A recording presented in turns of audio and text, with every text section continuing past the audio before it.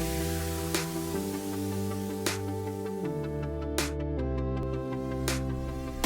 right, now we're in the winery, and we're going to purchase our juice. You got to know somebody who's got the juice, or you have to buy a kit. But I'm going to tell you right now, if you're using fresh juice, you're going to have a lot more luck with high quality wine than if you use a kit. If you fill 2 3-gallon carboys with 2.5 gallons of juice, you're going to end up with a 5-gallon carboy of wine when you're done, so that the aging and settling process, you have a full carboy that'll be all the way up to the neck, which is where you want to be in order to avoid oxidation. Now, this part you're normally not going to have to deal with.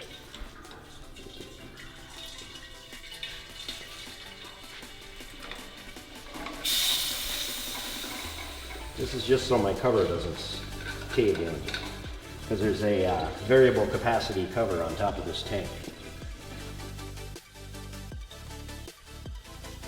Okay, what I have here is a hydrometer, and this is a basic tool of a winemaker. It's a basic tool of a scientist, actually, but for winemaking, we can read it in specific gravity, which water has a specific gravity of 1, and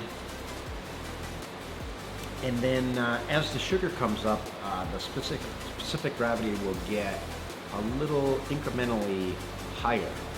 Whereas in the wine business, we use Brix. Brix is roughly % sugar. So like 10 Brix would be 10% sugar. Where we usually come out with wines, most of the wines or I should say juices, most of the juices we get are about 21 to 25 Brix, which means they're about 25% sugar. Now, the only reason this is important to measure is because you can calculate what your alcohol is going to be based on the initial sugar. Because you ferment it all the way to dry, which means you're converting all of the sugar into alcohol, and therefore there's an easy conversion that says this much sugar will give you 12.5% alcohol. Very, very simple calculation. So there's other methods of determining how much alcohol you have, but measuring the initial sugar is the easiest by far and the cheapest.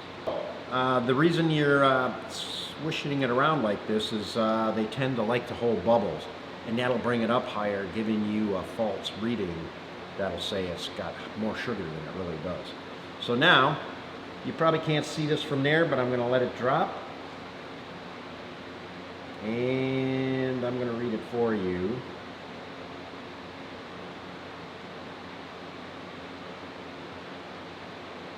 This has exactly 21 Brix, which means 21% sugar. That's where we're going to start out. That's going to give us roughly 12% alcohol, which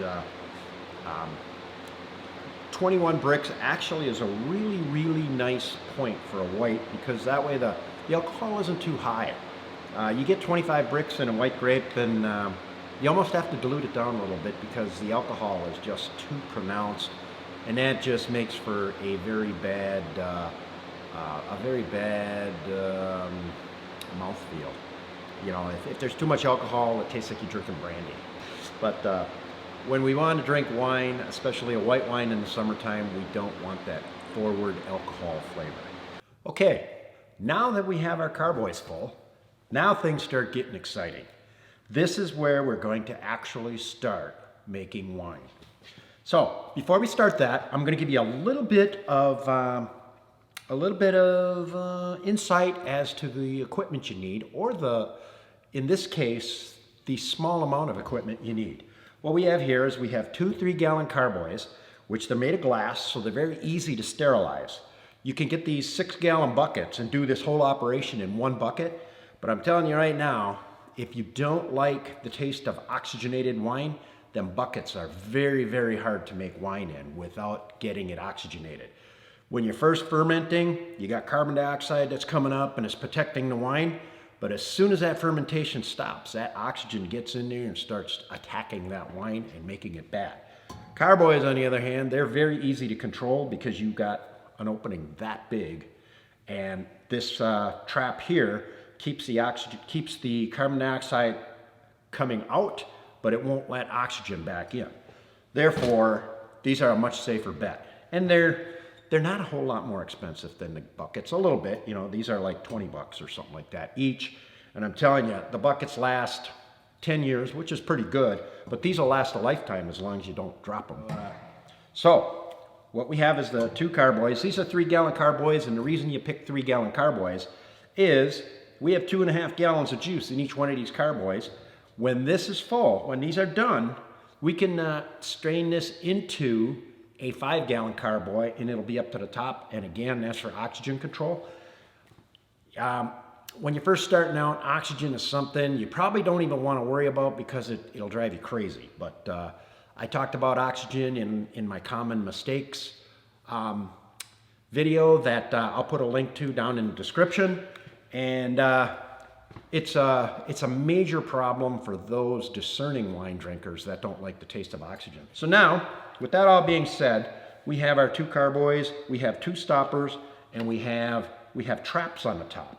Okay, and these traps, there's a hole in the stopper, and you just stuff them in there just like they are, and you can either put water in these or you can put alcohol in them. And I put alcohol in them because you can set these in a freezer or cold weather, and you don't have to worry about this freezing. The wine's not going to freeze because it's got a lot of sugar in it, and it's going to start producing alcohol. So the reason you do that, this time of year, temperature control, if your wine starts heating up, you can set it outside, let it cool off a little bit so that we maintain that nice 55 to 60 degree temperature. Okay, so enough on that. The other 2 things we have here, 3 things, is we have our yeast. This happens to be Lelvin QA23 yeast, which is a good yeast for white wine. We have our yeast nutrient, which we don't normally put this in until we're about halfway fermented. But when we're gonna start the yeast brewing outside of the carboy, we're gonna put a dash of this in there just to help the yeast get started. Then we have the last thing here is Camden tablets. This is pre-measured potassium metabisulfite. Every winemaker uses this, but these are handy for home winemakers because they're already measured out. You don't need to buy yourself an expensive scale or anything like that. There's an app on Wine Business Monthly's website that has wine calculations, and one of them is sulfur dioxide. And you can either buy liquid sulfur dioxide or you can use potassium metabisulfite, which Camden tablets are potassium metabisulfite. Like I said, 0.5 gram per tablet. Usually 1 or 2 tablets is all you're going to put in at a time, depending on how much you want. This does 2 things. This helps keep the oxygen from doing too much damage, the oxygen that's already in there, and it also controls bacteria, which is the more important part of this, is the bacteria. If you don't keep the levels of sulfur dioxide up at least to, depending on the wine, the pH is a big factor. You want to keep it up 20, 30, 40 ppm so that you don't get levels of spoilage bacteria hurting your wine and making it taste bad. So this is something all winemakers use. You really can't live without it unless you're going to make it, and it's going to be drank within a week or 2, which I don't know about you, but I can't drink that much wine that fast, even if I have all my friends over. All right, so where we are is this here. You'll see this, the one last thing, I said that was the last thing, but this is the last thing. This is basically Everclear. It's a grain alcohol. This happens to be 150 or 170 proof. And what we do with this is we can spray the outside of this so there's no bacteria on it. We could take this before we put it on there, we spray that a little bit with grain alcohol. We wipe it off and And now we have a very sterile surface. At 150 proof, this kills everything. As we all know nowadays, based on the use of hand sanitizers, this is quite a bit more effective than even a hand sanitizer. With that being said, you put a little on your hands, kill all the stray bacteria and yeast on your hands, because those can get in the wine too. Okay, so now we're ready to actually put the yeast in. And we'll get our handy dandy little knife out here again. You can tear these, but I'm just going to cut it because it's going to be nice and clean. So we're just going to dump the yeast in there. And we have 2 packets here, but actually this they put 5 grams in here, and 5 grams is enough for 5 gallons, which this is. So what we'll do is we'll save the second one, and we'll mix this one up and split it up.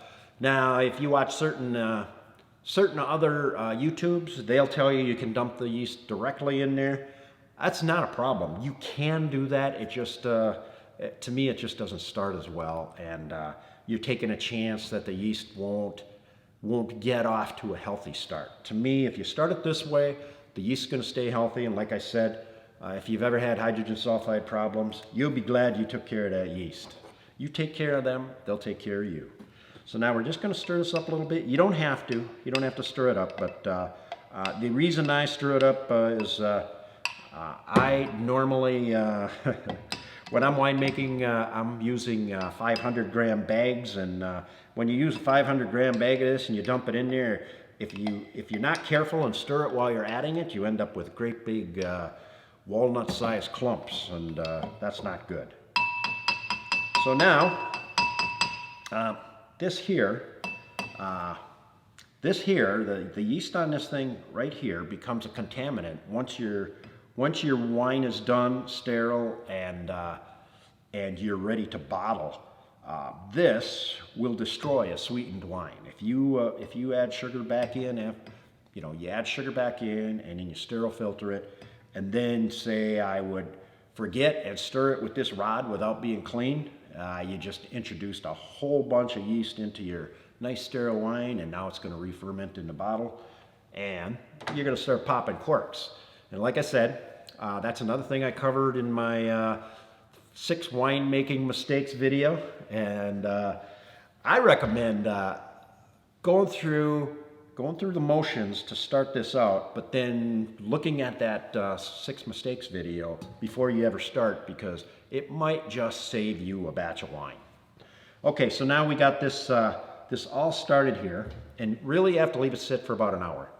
And the thing you can do to help it out even a little more is add about maybe an ounce of juice. And I'm not going to make you watch me dump juice all over the place, so I'll just tell you, you're just going to add an ounce of juice, and what that'll do is it'll give it a little bit of sugar to get started, because sugar and acid, because yeast is, it kind of likes things not to change too much at once. So if you start it out with a little bit of juice in it, then it's already getting used to the juice before you actually introduce it into the carboys.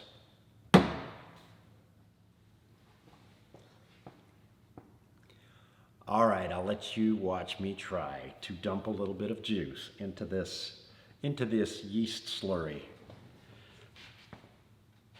If I'm lucky, I won't drop the whole carboy and all. There we go. Not bad, not bad.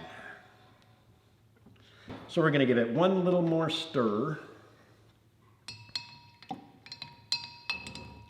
And now we're going to let it sit for about an hour. Okay? When you first get the juice, you want to have about 30 ppm of sulfur dioxide in there right away, and what that's going to do is it's going to protect it from the oxygen. That right now there's not a whole lot of microbes that are going to affect it badly besides yeast, but the oxygen will affect it badly. So you want to protect it, especially if you're not going to get it fermenting right away. You want at least 30 ppm sulfur dioxide in there, and that would be about 1 Camden tablet, probably 1 Camden tablet for each one of these. Okay, it is an hour later, and I don't know if you can see this or not, but we have a little bit of foaming in there, which is pretty normal for once a yeast starts becoming activated, it starts producing carbon dioxide, and sometimes you got to be careful because it'll foam up, and if you're not careful, you can run it right over the top of a container. But that's why I use like this, a much bigger container than what you need, so that it has room to roll up. And with that in mind, that's why we have the level down here in these carboys as well, because if it gets fermenting fast enough, you'll get foaming in there, and the foam level will come up, and if you don't have enough headspace in there, it'll just come right out the top, and then first it'll start shooting out the vent, and then it'll just pop the whole cork right off, and you'll have a big mess to clean up. And for any of you guys who are watching this that are already home winemakers, you've probably had that occur already. So now, carefully remove that. We have our alcohol in here, it's all ready to go. And we're just going to gently stir this a little bit, and we're going to put half. There's about 200 milliliters in here, so we're going to put half into this carboy. Not quite.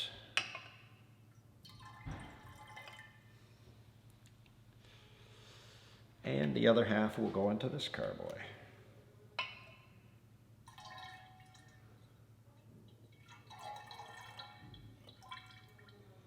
Okay, and some people will tell you to stir this up really well, but you don't have to. It stirs itself up. Once the fermentation starts, it gets kind of like a circulation going in there from the carbon dioxide. It's like a fizzy bottle of beer, which is the same. It's the same thing causing the fizz as carbon dioxide, but in this case, it's fermentation. So now with this all being said, the one thing you can do is clean up your bottles, your carboys a little bit, and the one thing I mentioned earlier is sanitation is extremely important. Not as important at this phase of winemaking as it is once the wine is fermented, but it's always important. It's just at this point we have, in 1 day or 2 days, we're going to have literally billions of yeast cells thriving in there, and they pretty much crowd out anything else that could possibly live in there. So for that, and then it's carbon dioxide too. The yeast produces carbon dioxide, and there's not much else that can live in a carbon dioxide atmosphere besides yeast, and there's a few other microorganisms that can live in carbon dioxide environment, but not a lot of them, and not a lot that we're worried about at this point. So with that all being said, now we're going to wait for a couple of, if it's warm enough. What I will say is that you'll see the warmer you start the wine out, the juice out at, the quicker it'll start fermenting. If you start this all out at about 75 degrees, this is going to be fermenting really, really hard by tomorrow. We started out at about 55 degrees, which is, if you're a discerning winemaker who wants to keep the fruity flavors in there, 55 to 60 degrees is where you want to ferment this. And with that being said, at the colder temperatures, which 55 to 60 is, you want to make sure you keep that yeast healthy, and that's part of this yeast nutrient thing, because cold temperatures, just like with people, the colder it is, the less they thrive. So want to keep your yeast healthy. You want to make sure that it doesn't drop too much below 50. You want to make absolute sure that it doesn't go over 80. But with a small carboy like this, it's not going to be a problem. With a tank like this, then once you start fermenting, this will heat up, and it'll go up to 90 degrees, kill all the yeast, and now you got a stuck ferment. So yeah, the bigger the tank you got, the more temperature rise you got from the yeast. And it's just a matter of a living organism creating more and more heat. And a 1,000-gallon tank, we have to have a chiller. We have a chiller right over in the back there. I don't know if you can see that or not, but we hook that up to the tank. Keeps the tank at for white wines 55 to 60 degrees. For red wines, we keep it at 70, 75, and that makes sure that the yeast doesn't get too hot and it doesn't get too cold. So now the last little thing is the way you're going to be able to tell this is fermenting is you're going to start seeing bubbles come up through these airlocks. And right now, this wine is about 55 degrees and the room is about 65 degrees. So the wine is heating up just from the room temperature, so you're going to see bubbles the way it is. That's not fermentation. That's just the expansion of both the gas inside here and the wine will make it look like it's bubbling, but that's not fermentation. Now tomorrow, you'll see you'll see where there's constant bubbles, and if this gets up to where it's fermenting fast enough, it'll just be a constant bubble, bubble, bubble, bubble, bubble, bubble. All right, we are now at a point where we are just about completely fermented, and as you can see, we have a kind of a cloudy color in here. And what we're going to do today is we're just going to rack this into our 5-gallon carboy, and therefore the process of fermentation, which is still slightly going on, the process of fermentation will finish off in this carboy where we will not have oxygen problems because we'll have a almost full carboy. Here, with the traps, you're okay for a few weeks, maybe even a month, as long as air doesn't get in there somehow. However, if you forget it for 2 or 3 months, which a lot of us do, air's going to get in here and it's going to start affecting the taste of your wine. So, as I stressed many times before, we're trying to control oxygen. So we're going to do 2 things today. We're going to transfer it to a carboy, and we're going to add our Camden tablets. We're going to add them to this carboy so that it gets nice and mixed up. We'll put a little bit in, we'll throw 2 Camden tablets in there, and we will fill it the rest of the way. Right. Now I got the 5-gallon carboy down here. It's got to have a difference in elevation to make this work. And now we got some nice residual grain alcohol sitting on the table here. So this hose its specific use is to do exactly what we're doing. And if you notice, we have a stainless steel wire in here, which helps you keep it where you want it in the bottle so that you can get all of the wine out of it. So how we're going to do this is we're going to stuff it all the way in the bottle here. Okay, so you got it all the way in the bottle. Now, you bring this out, and you can see we got the end of the hose right on the bottom there, and we're going to let this go, and you see what's happening. It's siphoning out of here. Okay, so now we're on the bottom. We got plenty of hose here. And you try not to do any more turbulence than you have to in here, because that will help oxygenate it. But you got about, I think it's 7 or 8 times where you can fully oxygenate this wine, and it will be okay. Versus a lot of home winemakers basically let this stuff sit with oxygen in it, and with oxygen on the top of it like this for long periods of time, and it just starts getting that funny oxygenated taste. Okay, so what we are doing here, the point of this is to fill that tank up to the top, but the other point is to leave all the sediment on the bottom here.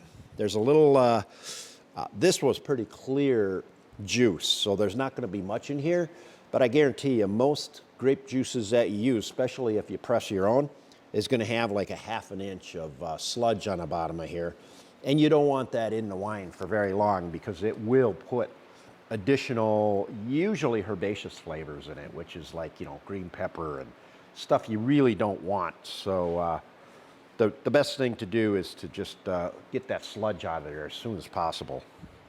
And as a matter of fact, when we pick grapes in the vineyard, we press them, the white grapes this is, we press them and we put the juice in the tank and we chill it for about a week so that it won't ferment. We chill it down to 32 degrees and it doesn't ferment. And that way, all of that stuff settles to the bottom, and then we rack that off into a different tank before we even start fermenting. And that way, you don't have to worry about those flavors taking over, which you don't want to take a chance at all when you're doing 500 or 600 or 700 gallons of wine. And if you get them bad flavors, it's not going to sell very well, and the bookkeepers aren't very happy. So as you can see, it's siphoning out of there really nicely. And I couldn't jam that hose in there, so I actually had to use a little suction on it. But it's filling really nicely, and the bottom of the hose is about an inch from this bottom of the carboy. So what we're going to do is when it gets down just above here, we're going to tip it a little bit, and we're going to keep an eye on where that sediment is. And that way, we'll get the most wine we possibly can out of this, and yet we still won't get that sludge. If you get a little bit of sludge in there, it's not going to hurt anything, but you just don't want the whole half inch of thick goo in that bottle, in that carboy.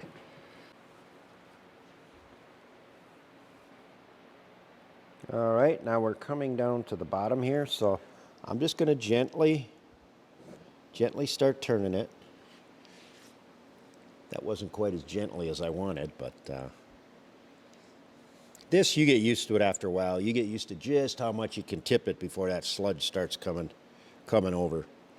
And it's looking like there's not hardly any sludge in this juice. Which if you buy a kit, you're probably not, a white wine kit, you're probably not going to have any sludge on those either. But like I said, if you press your own fruit and it hasn't been cold stabilized or cold settled, I mean, then you're going to have a lot of sludge, which will really cause you a lot of problems if you leave it in there.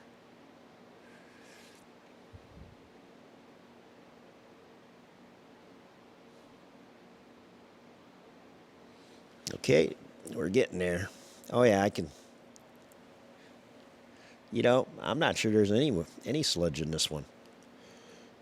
Either way, you got to get it into the one carboy anyway. Oh yeah, there's some. Yeah, there's about an eighth of an inch of sludge in there. We're going to be filtering this in the next video, so you'll see where you don't want a lot of the sludge transferring over, because if you filtered that sludge, it will plug up your filters right away, and you don't want to be changing your filters too often. This is working out pretty nice here. I don't see any sludge going into the end of the hose, which is right here at all, and I'm getting almost every drop out. Yep. It's coming right down there. Now we're starting to get a little sludge. So you see the sludge in there? Just like I said. And now we're going to do the second carboy. Now at this point, before we actually put it into the big carboy, if we wanted to protect this wine through the alcohol, we could just put more sugar in here and let it keep on fermenting until the fermenting stopped because of the high alcohol. A lot of people do this. It's actually, if you don't mind drinking the higher alcohol content, it's a really good way to keep your wine from re-fermenting, because it can't anymore. Yeast can't live in there, and also the high alcohol controls bacteria as well. So a lot of home winemakers do this, and I don't have a problem with it because I don't mind drinking the higher alcohol. A lot of our reds are already just about that high anyway. So a lot of lighter wine drinkers will not tolerate that much alcohol, though. And to me, I will agree, on a nice hot summer day when you want a white wine out in the sun, you don't want 17% alcohol in it. So I take it, and what we do is we put it all into that carboy, we let it settle for about 2 or 3 or 4 more weeks, and then finish the little tiny bit of fermentation that's left. And then we add our sugar, and then we sterile filter it. We add our sugar so that it tastes where we want it to taste, and then we sterile filter it and then bottle it. And once you sterile filter it, that keeps that filters all the old yeast out, and therefore it can't re-ferment. And now I say that, but that's a lot easier said than done. Normally, I would sterile filter about 3 times in order for that to not re-ferment. And I've got a little sterile filtering machine that anybody can buy. It's I think I paid like $100 for it. And if you like lighter wines without a lot of alcohol, it's worth the investment. And that will be in the next video too. But I will take a look at it, and I'll put it down in the description so that if you want to take a look at it ahead of time, you can. A very simple little pump, very simple little filtration system. And I used it for years before I actually started my own winery. And the one thing I did not stress when we first started was labeling. If you have any amount of wine whatsoever, you should label them, and every time you do something to it, such as add sugar, add Camden tablets, anything like that, you write all that stuff down on the label, you never lose track, and you know what you got. Now, if we don't have quite enough wine in here, what we can do to fill that last little space is we can actually add water. If we had a different wine, we could add a different wine to it, as long as it didn't change the flavor too much. But it doesn't hurt to put a little bit of water in there to fill that last little bit in the carboy. Okay, so now we've gotten as much out of these 3-gallon carboys as we possibly could, and we're about 2 inches down below the neck, and that's probably a cup. And basically, you're adding 8 ounces of water to 5 gallons of wine, which that's not really going to hurt you. At the winery here, of course, we're just going to add a little bit more wine from a different tank if we had to do something like this. We do that all the time with the closed-top tanks. We will just top it off with a more neutral wine, bring it up so that we don't have any airspace. Yes, this also gets done with our big tanks. If you have a tank that's got 6-foot diameter and you got a gas space all the way across the top, any little bit of oxygen in there is going to start oxidizing the wine. So we're going to put 5 ounces of water in there. And we're going to bring it right up to the top, and then because it's still fermenting slightly, we're going to put the trap back on with our alcohol level in it, and it'll at this point there's so little sugar in it that it's not going to ferment very fast, so you don't have to worry anymore about it boiling over like you do at first. At this point, we're pretty much finished with this. These are quite heavy, so you definitely want to have clean hands when you pick them up so that you don't drop them. And like I said before, you can see here it's a little bit low. We're just gonna dump some nice clean water in here until we get right here, and then we can just leave it sit here for it's the safest to leave it sit like this for about 6 weeks and then filter it, because that way you'll know for sure that it's all settled out, it's completely fermented. So you're going to get, we measured our bricks. It was 21 bricks, and if you calculate, some yeasts are different than others, but my yeast that I used, that will give you 0.58 percent alcohol per bricks. So you just calculate that out, and that brings you to just about 12%. So you want this completely fermented, so you are at that 12%, so you can actually control it. Now I'll show you a little gadget in our next video that we use in the winery, so for $1,000 you could buy one too. It's just a nebuliometer, and what it does is it compares the boiling point of pure water to the boiling point of the wine. And the lower the boiling point, the more alcohol that you have in it, and then it's got a little wheel chart that you use to calculate the exact alcohol. But I'll tell you one thing, based on experience, calculating your alcohol based on initial sugar is actually more accurate than the ebullirometer. While you were sleeping before, in between I added the Camden tablet. I added one Camden tablet initially. I'm going to add one more and throw it in there. And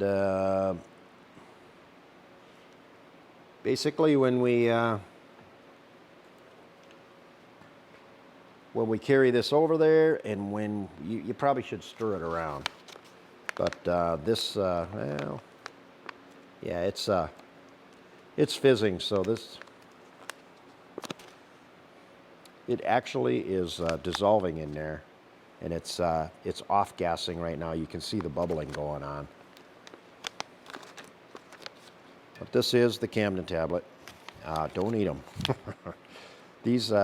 What these do is they add sulfur dioxide to your wine. So a few things about winemaking before we go into it. First off, you gotta love it. If you don't love winemaking, realistically, when you first start, you're not gonna see a whole lot of savings by making your own wine. And if you don't do it very carefully, or you just happen to have one of those problems that pop up for no reason, you can end up dumping a whole batch of wine away, which will cost you a lot of money and a lot of headache. However, if it's something you might enjoy, it is a very rewarding experience. Winemaking, when you finish a wine and you take that first taste, and it just like goes down across your palate, and you get that burst of fruit. It's just such a rewarding experience, and then you're all proud. And back in my old days, I would bring a half a glass of almost completely fermented wine to my wife and let her taste it, and of course she wasn't too impressed at some of my first batches, but eventually she started becoming a believer. Eventually I started producing some very good wines, even in my basement. And, I just got happier and happier with it. And then once we started this project, then I started getting really serious about it. Started making wines that I thought might work out at the winery really well, and that was even more exciting. So if you like making wine, that's where I started, and look where I ended up. It's a job that I wouldn't trade for anything. So with that all being said, good luck, and I hope you stay with it, and I hope you make some great wines.